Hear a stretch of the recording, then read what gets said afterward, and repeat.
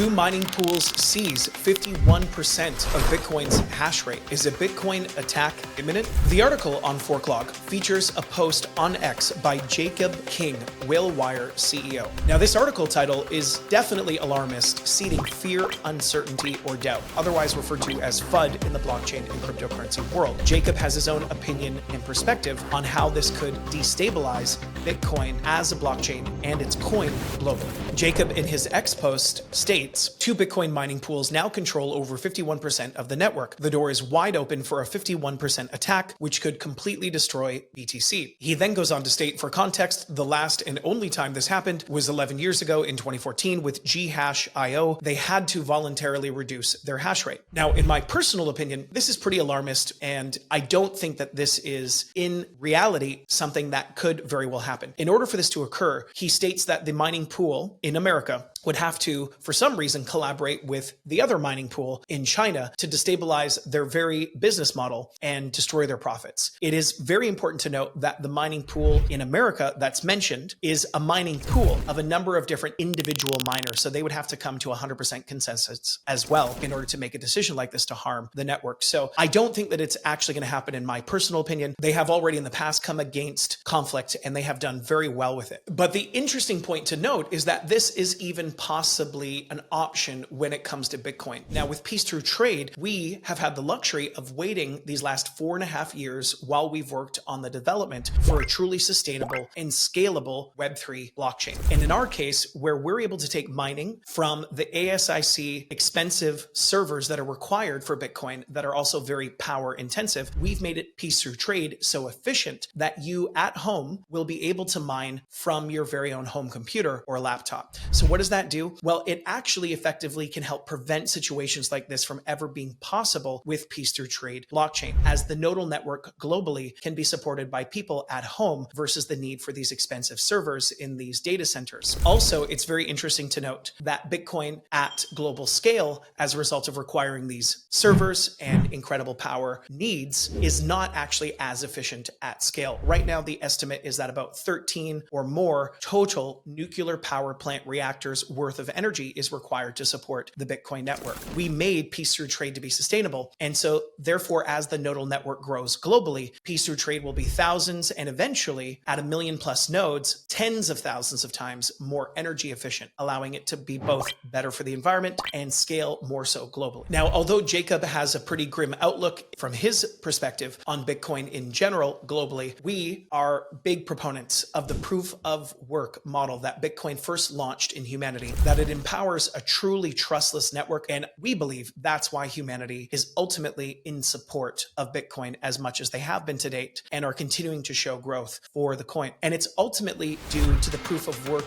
nature of Bitcoin, where the network understands that they themselves as a community are ultimately in control and a centralized group isn't. So let us know your thoughts in the comments below. Do you think that this is real? Do you think that this attack could actually take place? Or do you think it won't? And let us know your thoughts on the true power as well for another proof of work blockchain like peace through trade with its global sustainability and scalability, and what power that has in place for the future of humanity.